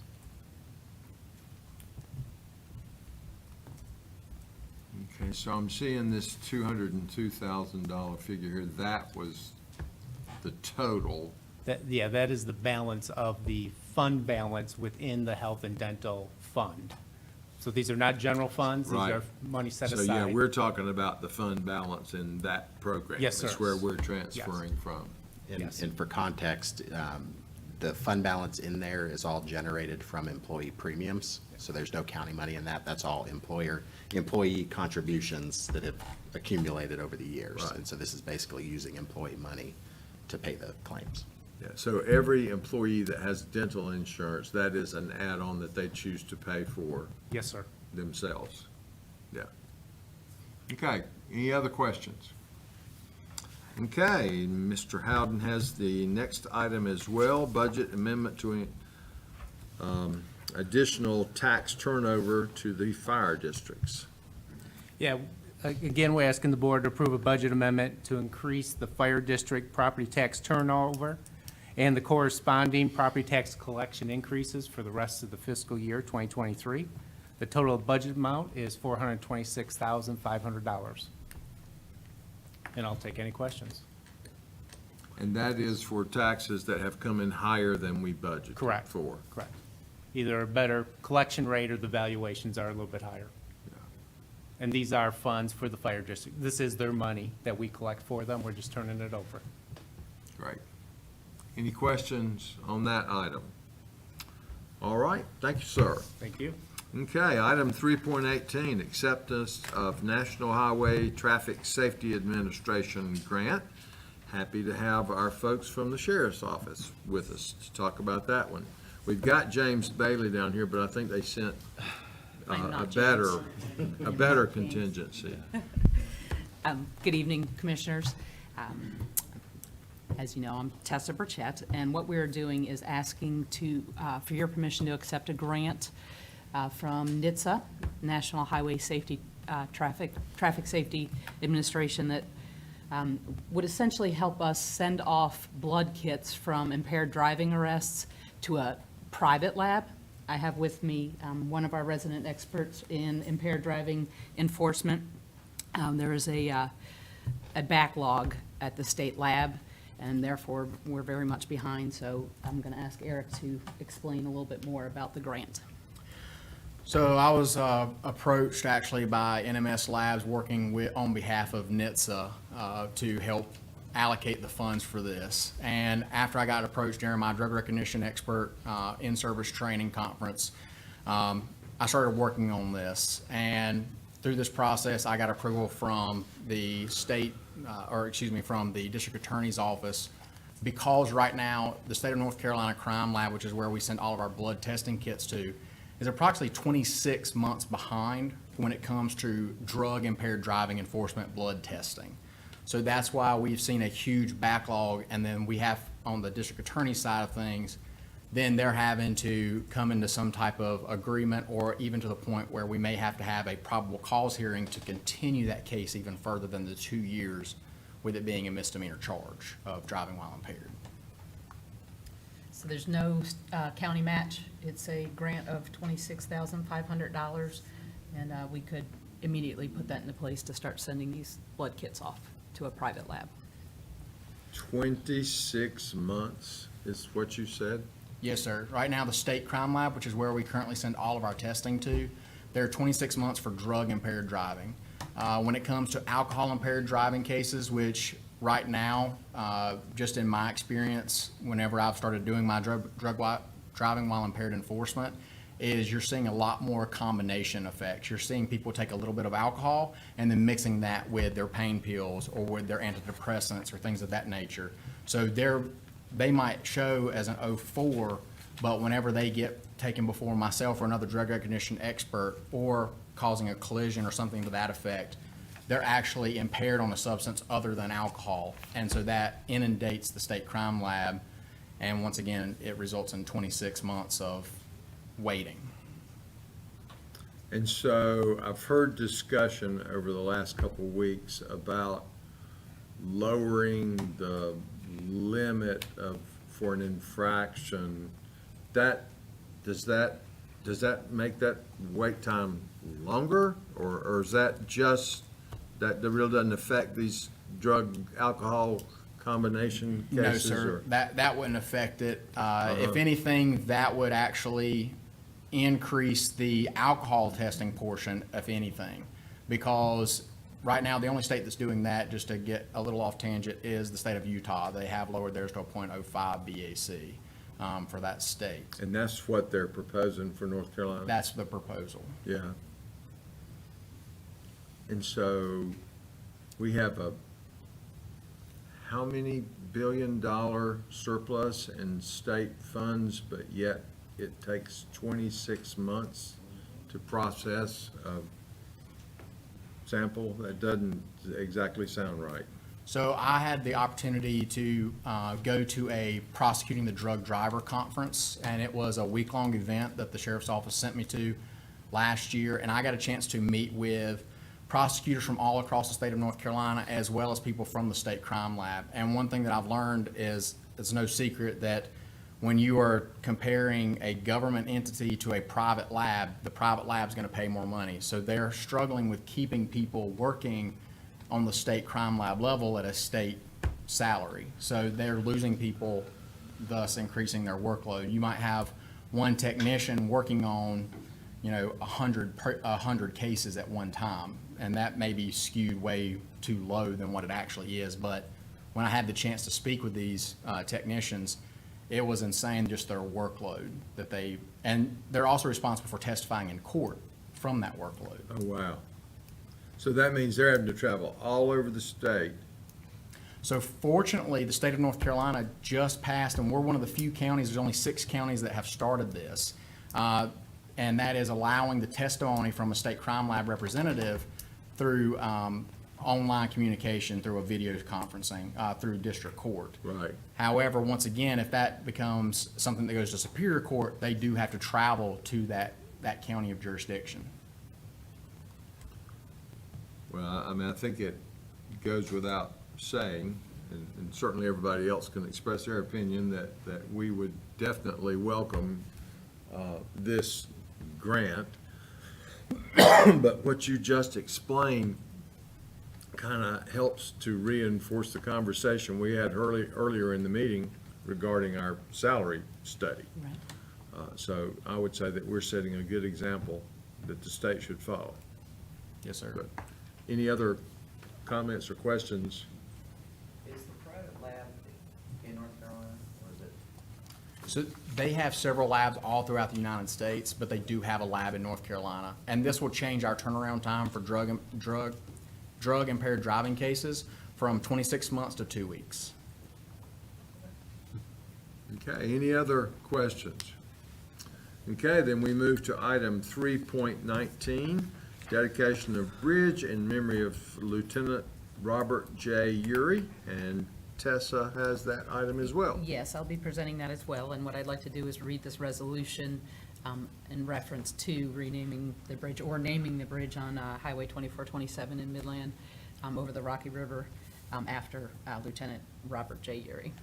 So, resolution requesting naming of bridge for Lieutenant Robert J. Urey. Whereas Lieutenant Robert J. Urey served the Cabarrus County Sheriff's Office for 17 years with diligence and honor, and whereas Lieutenant Robert J. Urey Sr. was killed in the line of duty on May 5th, 1972, in an ambush while responding to a domestic situation in what is now the town of Midland within Cabarrus County.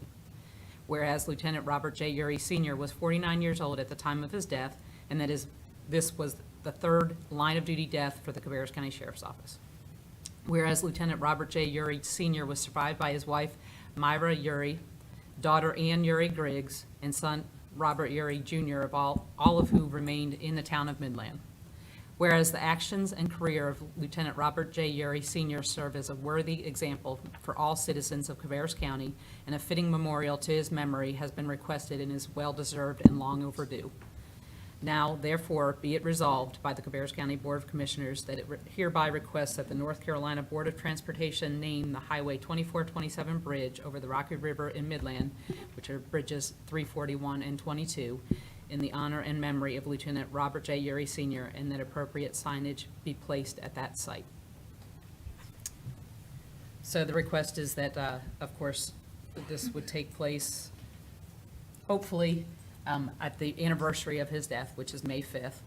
And as many of you know, Lieutenant Uri's son-in-law is retired chief deputy here at the sheriff's office. His daughter, who was alive at the time of his death, of course, just a young child, retired from Concord Police Department. Feel like this is long overdue, and we'd like to see this happen in the town of Midland. Thank you, and I think that Ms. Griggs, as well as her husband, are very faithful attendants at Law Day. I think they've been there every time I've been there for Yes. 10 or 12 years. It's a pleasure to meet them. I think this is certainly an appropriate thing to do in honor and memory of Mr. Uri. I feel sure that you folks have checked out the requirements of the Department of Transportation, what their rules are in that regard. That might be something Yes, good to waiting share. for the final approval from the state. It would require, of course, or it would be of great assistance, of course, if the board would support the resolution. The town of Midland has also heard the resolution, supported theirs, and that, once that final approval comes in from the state, we can go forward with that dedication. Yeah, given, Sorry, there's also need of a public hearing, which will be in your movement to schedule a public hearing at our regular meeting. at our regular meeting, okay. And I started to say, that timeline's gonna be real tight. Yes. Yes. Yeah, so Yeah. hopefully that will be successful. I was hoping we could suspend the rules and vote on it tonight, but because there is a public hearing required, we're not gonna be able to do that, so. Yeah. Okay, any other questions or comments? All right, thank you very much. And we move now to approval of the regular meeting agenda. The only change that I have noted is item 3.15, and maybe that's already on here, and that would go in new business? And then Yeah. that inclusion of public hearing under new Yeah, business. and that would be two new business items.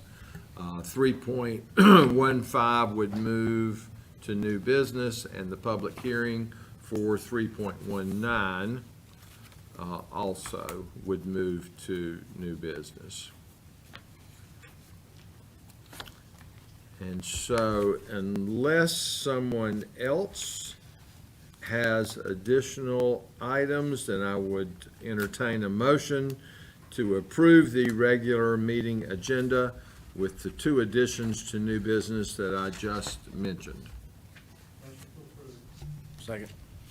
Okay, we have a motion and a second. Is there discussion? Hearing none, all in favor, please say aye. Aye. All opposed, please say no.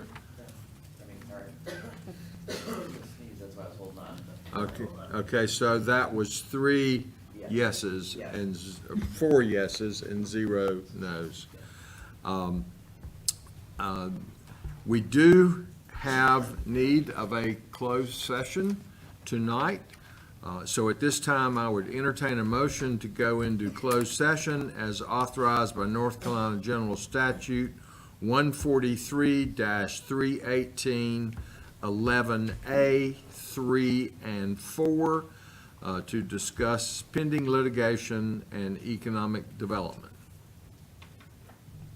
So moved.